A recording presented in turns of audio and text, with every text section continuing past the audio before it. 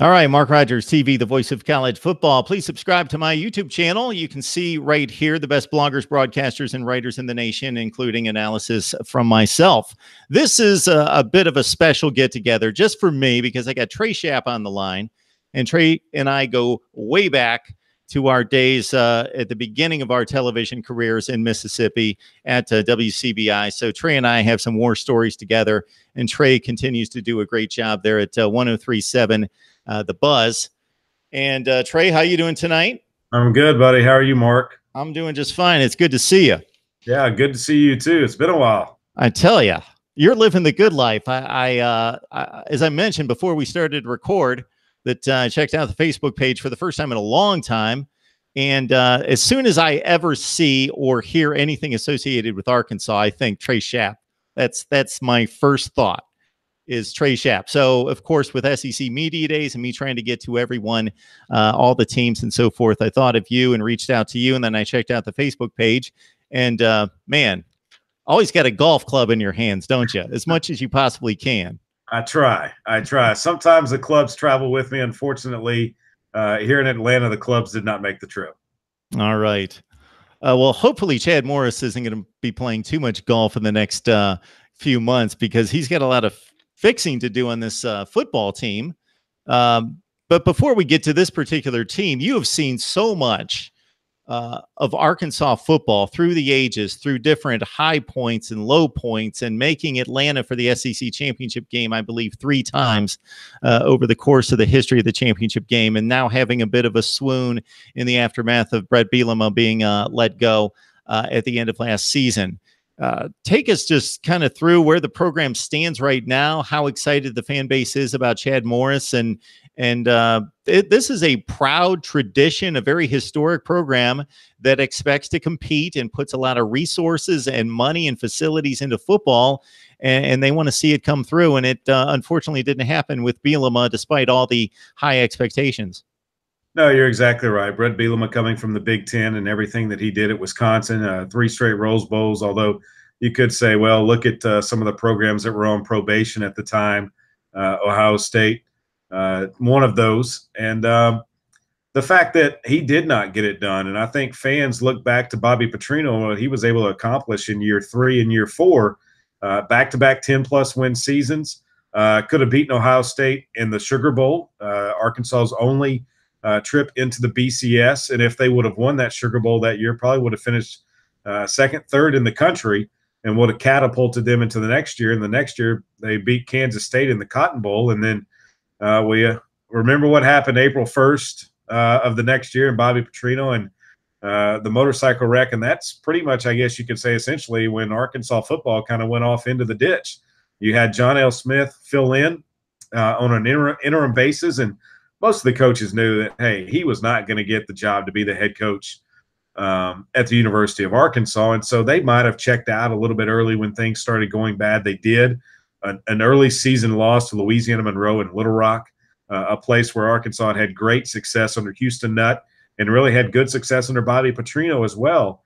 And so the hiring of Brett Bielema, while on the outside it looked like a great hiring, and a lot of people thought that it was going to be a good hire and that it would work out, and it just never seemed to really work out. Brett Bielema had his style of offense that he wanted to run, and while the offense was able to put up points in games, they couldn't really stop anybody on defense, and that became the problem. And then you had the ouster of Jeff Long, who brought Brett Bielema in last year, and then a couple of weeks later, Brett Bielema is let go, and so it's a new athletic director in Hunter Yurachek, who comes from Houston out of the American Conference, did some great things at the University of Houston. And then they hired Chad Morris, also, ironically, out of the American Athletic Conference from Southern Methodist University. But you go back and you look at Chad Morris's lineage, high school coach out of East Texas, and went to Clemson and was offensive coordinator with Dabo Swinney and helped mold Deshaun Watson into the quarterback that he is and help get him into the NFL. So Chad Morris can put up points offensively, and he's turned the defense over to John Chavis. Can John Chavis rebuild his brand at the University of Arkansas as a defensive guru? That's yet to be determined. But you have Chad Morris, John Chavis, and don't forget Joel Craddock on that offensive staff as well. A young guy that knows the game well, and I think Arkansas fans are cautiously optimistic about what Chad Morris can do. We were talking up Arkansas football with Trey Schapp from 1037 The Buzz, and he joins us from the SEC Media Days where where Arkansas took the podium there in Atlanta with Chad Morris experiencing the media scrutiny there at SEC Media Days. It's unlike any other media days across the country. The other ones are trying to catch up. You can see they're blowing things out a little bit more, but the SEC certainly king on the field for most of the 2000s, if not all, and certainly the king and still reigning as setting the stage for media days in the launch of college football season. This quarterback narrative is front and center, of course, with Cole Kelly and Ty Story in particular. I don't know if anybody else has a real shot, but what did Chad Morris and company have to say about the quarterback situation? Well, he basically said, look, it's wide open, and he's not ready to name a starting quarterback. He doesn't know when he's going to be ready to name a starting quarterback, but when it becomes time, he'll name that starting quarterback, and he'll go with him. And he said it's all open right now. You look at Connor Nolan, a freshman from Greenwood, Arkansas, that is probably going to try and play two sports at Arkansas, baseball and football. He's a guy that comes in that some think could be the guy, if not at the beginning of the season, at least 2 games in, 3 games in, 4 games in. Who knows when he might take over the reins if he does. And then you look to Coach Morris's son's high school team where John Stephen Jones played for the Highland Park Scots out of Dallas, Texas. They won an unbelievable high school football game, Mark, back in December of last year. I was actually in Dallas, able to watch some of that on television. I think it was probably one of the greatest high school games I've ever seen. I talked to Chad Morris in Destin at SEC spring meetings, and he mentioned that it was the greatest high school football game he's ever seen. Jones able to drive his team, bring them back, and the Scots win. And it was actually the Scots defense that kept their opponent out of the end zone at the 1-yard line as time expired. But he talks about Jones being a leader, and that's something he's looking for in a quarterback, someone that's a natural leader, and that is what Jones is. But you talk about Ty Story from Charleston, Arkansas, grew up in the state, knows what Razorback football is all about. Cole Kelly, the Cajun from South Louisiana, can he get it done? He's got the height, he's got the arm strength, not really the footwork that a Ty Story or even a Connor Nolan might have. But you think about the offense that Chad Morris wants to run, I think it really suits Ty Story and Connor Nolan well.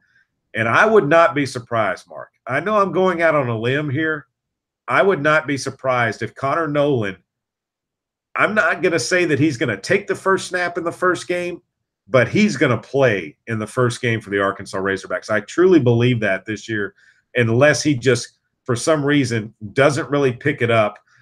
Because if you're Chad Morris, why not start with someone if there's any chance that, okay, well, it might be this guy, it might be that guy. I'm kind of teetering. I'm going to go with the guy that's probably going to be there a little bit longer because, you know, after he gets his feet wet, then you can mold him into the guy that you want him to be. And who says that, not saying that Connor Nolan is going to be the next Johnny Manziel, but Johnny Manziel, no one knew about him until he stepped onto the football field, even though he was a redshirt freshman.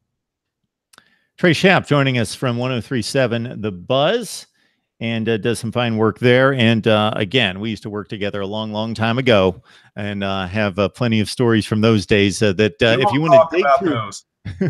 We won't talk about them. I know that we've hit on a few, but hopefully they're buried about 2,000 videos deep on my channel, so nobody can find them now because we've shared a few here and there. Trey, a new addition to this is I go with the live stream now, so we've got tons of questions and comments, most of them not necessarily worth mentioning here, but somebody's asking me here to convey to you your opinion of the Brett Bielema decision on the firing, whether he should have been let go.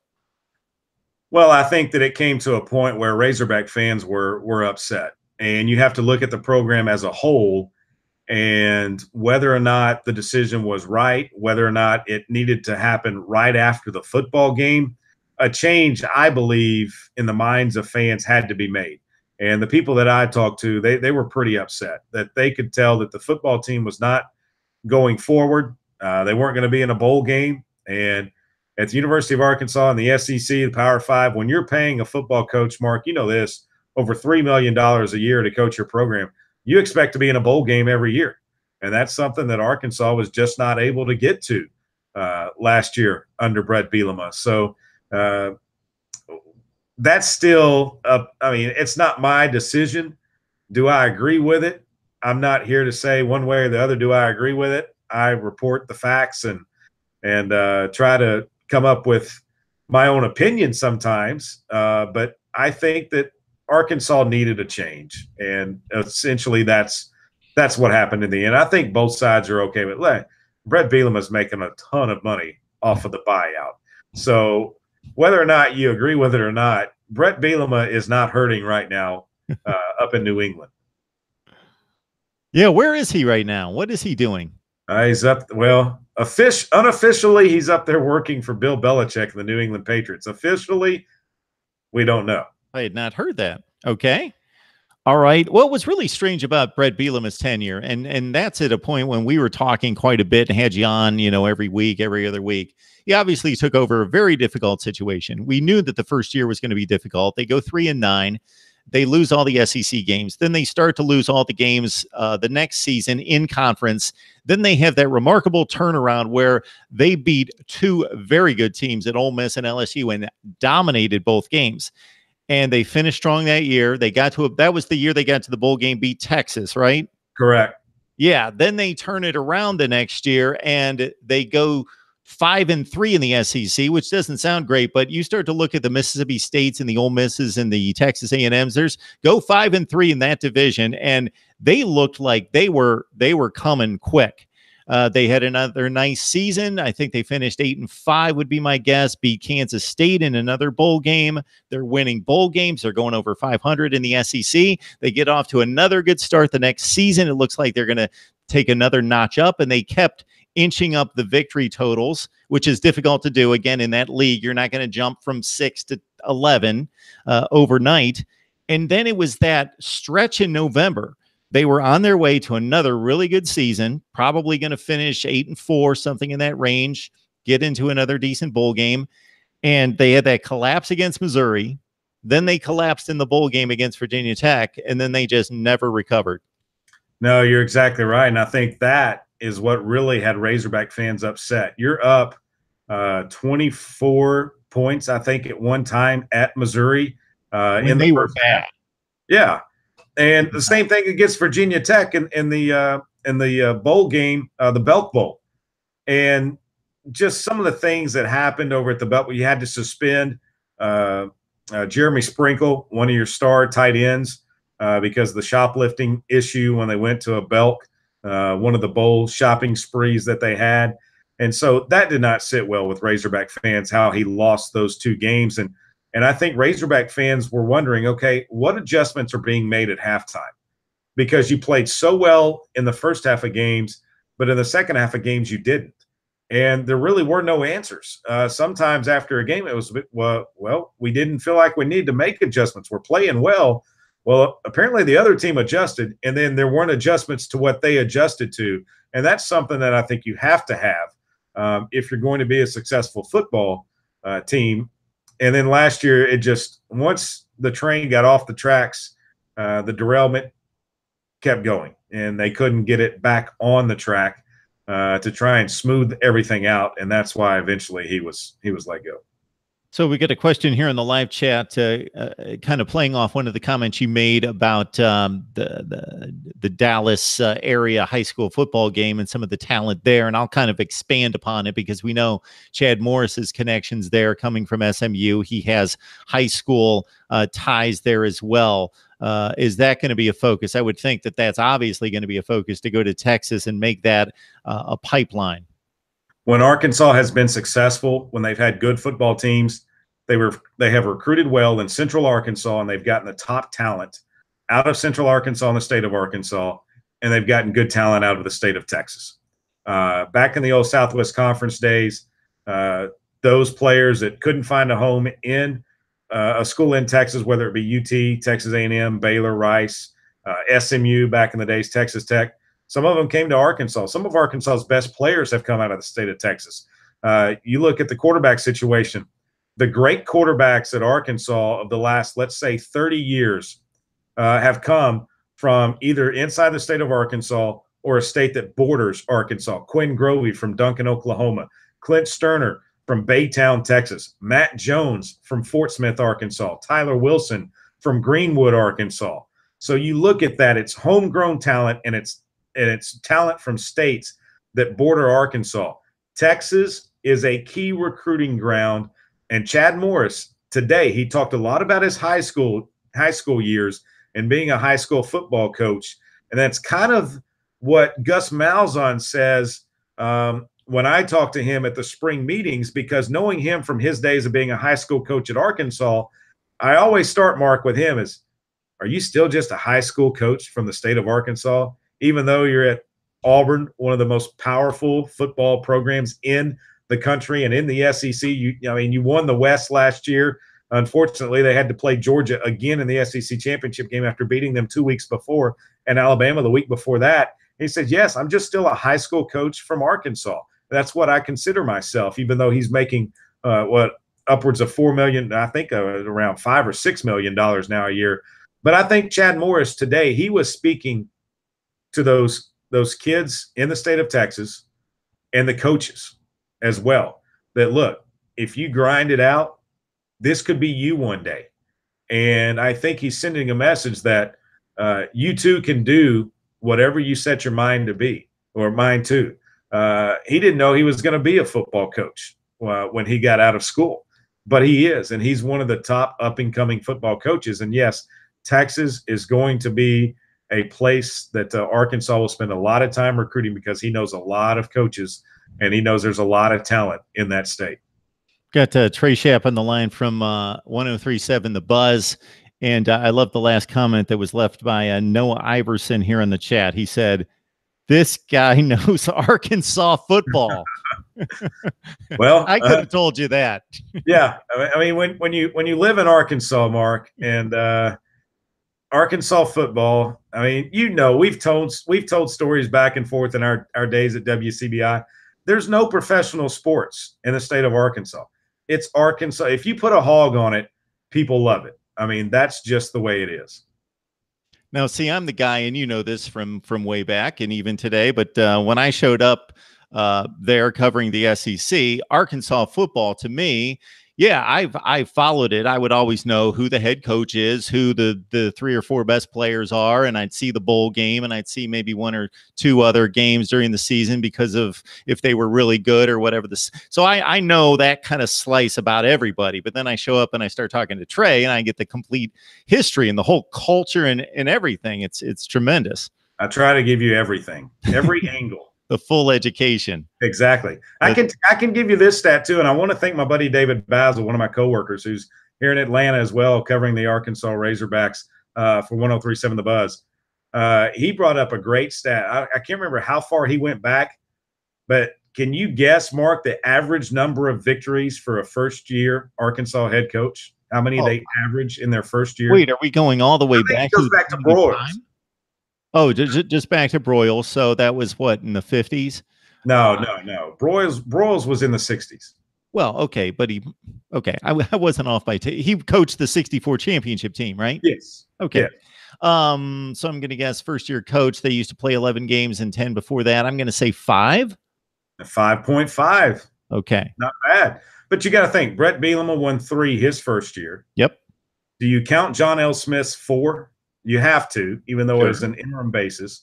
Bobby Petrino, 5 and 7 his first year. Yeah. Now, Houston Nutt, before Bobby Petrino, yeah, he had a great year. They started out 8-0 before they go to Tennessee. Oh, that was the famous Clint Sterner play at midfield. They won 9 games that year. That team was really good. Yeah. Lost to Tennessee and then turned around and lost to Mississippi State. Yeah. Because their field goal kicker, Todd Latterette, I was at that game, got arrested for a DWI after the Tennessee game. And so Houston suspended him.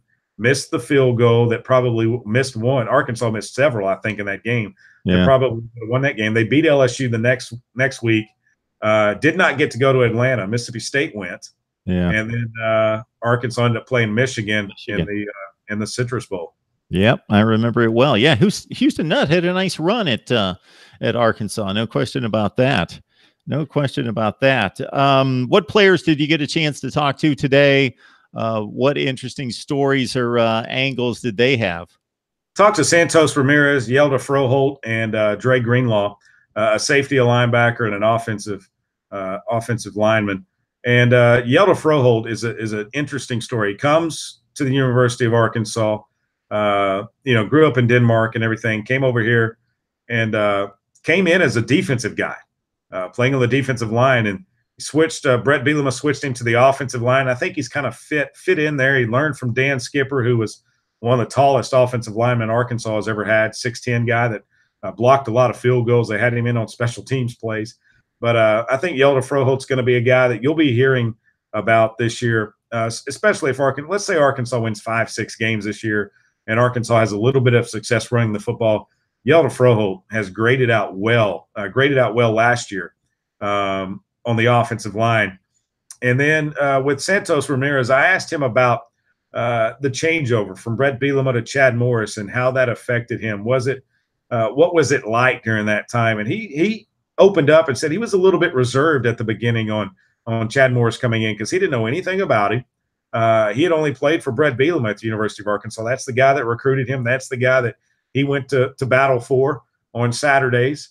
And he said it took a little bit of time, but as he talked more and more with Coach Morris, he got to like him more, and he's bought in. He has bought in 100%, he told me, and he's bringing the other guys along and saying, look, if we want to get this ship righted and get it started in the right direction, it's going to take us doing it now. And one thing that I asked Santos Ramirez, I said, this season will be a success if, and he said, if we finish every play, every series, every quarter, every down, every game, this season will be a success if we finish. And I think, Mark, that comes right out of Chad Morris's mouth. That is his philosophy. Finish, finish, finish. Well, Trey, the team will also have a little bit more possible success because the schedule is a good one for playing in the SEC Western Division, but playing a team that where the roster's not quite filled out, their depth issues. Obviously, Chad Morris just launching his program. The Michigan game was supposed to be this season, correct? Correct. It was supposed to be at the Big House the second week of the year. Kind of still upset about that, Mark, because we cover the Hogs wherever they are. So not to slight Fort Collins, Colorado, and Colorado State. I love Denver. I love to go snow skiing. Not going to get to snow ski the second week of September, but I was really looking forward to going to the Big House. I've only seen it from the outside before. I've never been there for a game. And boy, Michigan just didn't want to play Arkansas. They wanted no part of the Hogs. Yeah, you tell them that, and they'll laugh at you right now. So a light touch in the non-conference. Obviously, you have to deal with the SEC. I don't know what the non-division schedule looks like. You've always got to play South Carolina, Missouri, and Vanderbilt this year. Okay, so that's not a decent. That's a pretty decent deal in the other division. Deal with the West. That's always a constant, but no difficult non-conference games. Not that Colorado State's going to be a pushover, but no Power 5 games to deal with like you have in recent years with TCU, the back-to-back games of the last 2 years. We've got somebody asking about the Texas game coming up. That's got to get Hog fans excited in a few years from now. It will, and I think it'll get Chad Morris pumped up a little bit too. And some people were asking a couple of weeks ago, I heard somewhere where they were asking, well, what about the return trip to Austin? Well, no, this goes way back to when Bobby Petrino was the coach. There was a hurricane and things kind of shifted the schedules around, I think. And so Arkansas had played a year at Texas under Bobby Petrino, but then Texas didn't ever make the return trip to Fayetteville. So this is part of that. Now they have played in between, and that's where we talked about the Brett Bielema and the bowl game, the Houston Bowl, or the Texas Bowl as they call it in Houston. When Arkansas took a knee late in the game, and Brett Bielema's comment was, "Well, yeah, that was borderline erotic," because he knew the history of Arkansas and Texas, and Chad Morris knows the history of Arkansas and Texas, and so yeah, that's going to bring that rivalry back up. And the stadium arc, the north end zone, should be done by the first game this season. The renovation of Donald W. Reynolds Razorback Stadium, so it might sound a lot louder. It's going to look a lot better aesthetically. And it's a nice place to play football, and that Texas game will be on fans' mind when it comes up on the schedule here in a couple of years in Fayetteville. Trey Schapp on the line from 103.7 The Buzz. It's always a long day anytime you're on the road, traveling, covering events or press conferences. So early morning, I'm sure, and now late at night for Trey. So I'm not going to keep you on the line too long. I'm surprised that Frank Ragnow is getting a lot of play on the chat. A lot of people interested in Frank Ragnow, who obviously became a first-round pick. And also there was an interesting, gained much attention, quick conversation or contact between he and Nick Saban at the end of the Alabama game because of a family situation there, a death in his family. So just your thoughts about Frank Ragnow. Well, Frank was one of the great offensive linemen that has played at the University of Arkansas. Always graded out great. Yeah, lost his father, Brett Bielema. Got a call about it late after a game, and basically he and Jen, his wife, Brett called and was able to get a plane from a donor, if you will, a friend of the program, and was able to fly home with Frank late on a Saturday night after a game, and basically take him home to be with his family and everything. And I think that's something that not a lot of coaches would have done. Maybe they would, Mark. I don't know. I can't sit here and say that not a lot of them would have done that, but that just shows you what the type of coach Brett Bielema was for his players. But speaking on Frank Ragnow, a guy that got injured late in the season last year, just a guy that put in the work ethic day after day after day. He was there. He would battle for you. And I think that's why Yelda Froholt is going to be a guy on the offensive line that he'll look to what Frank and Dan Skipper taught him. And I think he's a guy that you look out for. Not saying he's going to win any of the trophies or anything. Now, he's going to be on the watch list. But Frank Ragnow, I think, was the best center in college football last year, even though he missed some games during the season. And Yelda Froholt's a guy that's going to try and play right behind him and try to live up to his expectations this year. Trey, we've got somebody on the line asking about how many games in Little Rock this year. And I know that there was some kind of an agreement or extension of the agreement with Little Rock, and there's some renovations made to the stadium that are going to be in the planning mode here in the next several years.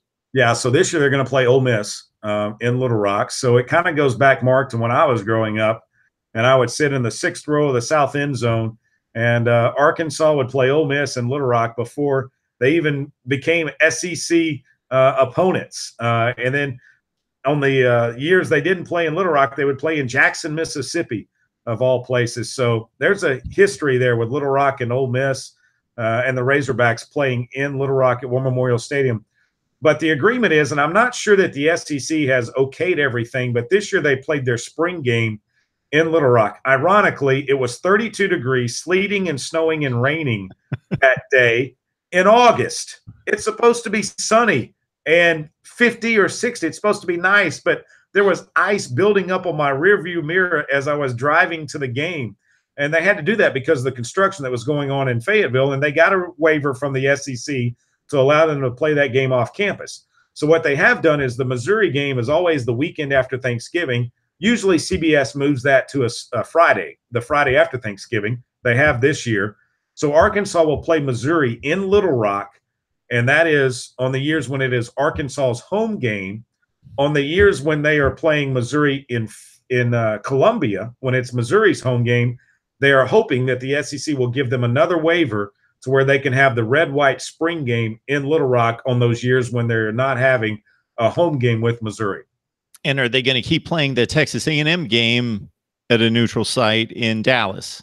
as that contract, when they first agreed on it, I believe it was an 11-year deal, and that was before Texas A&M was in the SEC as well. So now that A&M is in the SEC, when they look at that, I'm not sure what's going to happen there. I think Jimbo Fisher wants to move that to Kyle Field and make it a home and home campus. They did for 2 years. They played one game. The John L. Smith year was in College Station. The next year it was in Fayetteville, first year for Bielema, and then they went back to Arlington. Now, you have a big-time money man in Jerry Jones, the owner of the Dallas Cowboys. It's also a graduate, a legend in Arkansas, played for the Razorbacks, was on Frank Broyles' 1964 national championship team.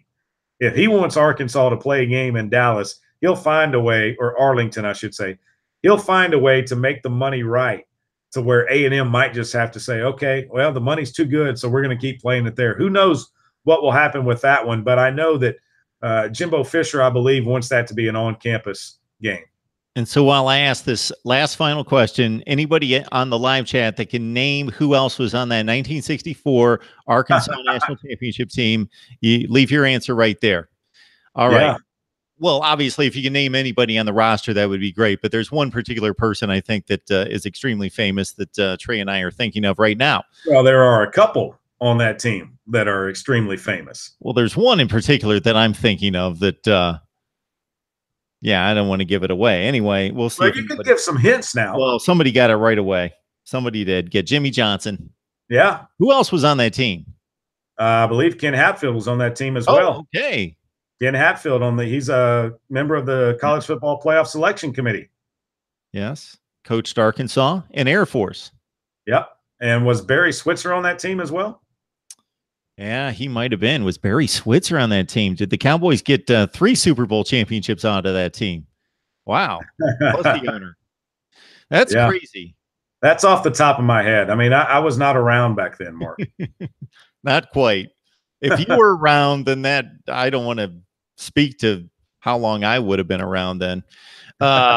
Okay, Trey, this is what I'm going to leave you with, or what you're going to leave with us. What's going to make you happy? I'm going to write down a record. Realistically, obviously 12-0 is going to make you really happy, but realistically, I'm going to write down a record, and then I'll see how close you are. Now, this is something realistic that this is over the top, or what I expect? Not over the top. This is realistic, but on the positive side. What's going to make you feel good about this season?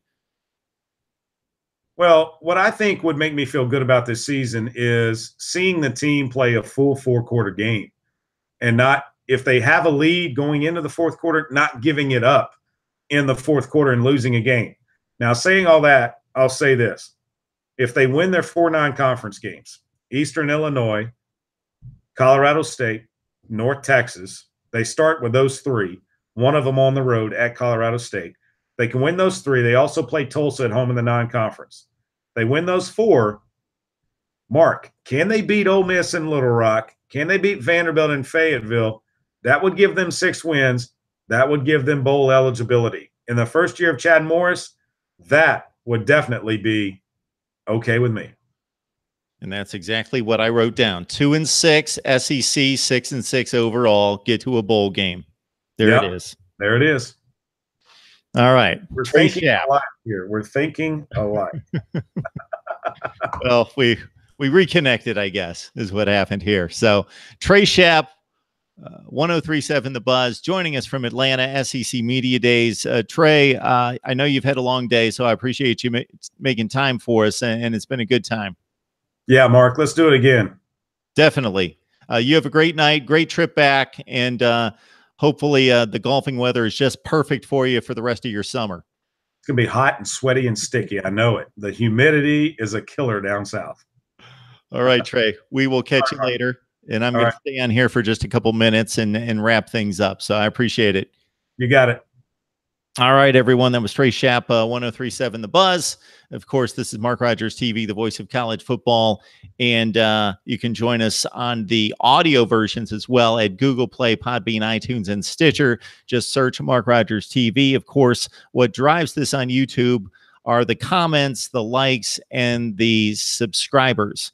So over the last month, we've gained about 350 subscribers, and that's about 3 times what we did last year. So we appreciate the help there. And of course, I mention this all the time and did at the beginning of the last live stream for you guys to chime in with 17,000 comments, and 9,000 of those last month compared to 1,300 the first half of 2017. That's awesome. So we're going to blow it out here big this football season. We're going to be here every day for you. Please give me your suggestions on guests and basically topics between now and the start of the season. Topics are going to be, I'm going to run through the SEC, the Big 12, the ACC, the Big 10, and the Pac-12 media days over the next 2 weeks. I'm personally going to the American Conference media days next Monday and Tuesday, so we will have reports from there. And again, I'm bringing on as many guests from the 5 major conferences to let you know our analysis on what was said at the podium and in the interview forum. And then after that, we're blowing out schedule rankings, previews, and predictions to get you set for 2018. And of course, if there's any news, then we bring you instant analysis of that news. So Facebook, thanks for joining me. I know that most of you guys are not college football fans, but you jumped on the line anyway just to stare at me for a few minutes. If you want really good college football coverage, of course, the most insightful and knowledgeable, you come to Mark Rogers TV here on YouTube. Everyone, I cannot thank you enough. We will see you next time. That means tomorrow night, starting at 7 o'clock Eastern time. We're running through the night from Big 12, SEC, and ACC media days all through tomorrow night, Wednesday night, and Thursday as well. We will see you next time.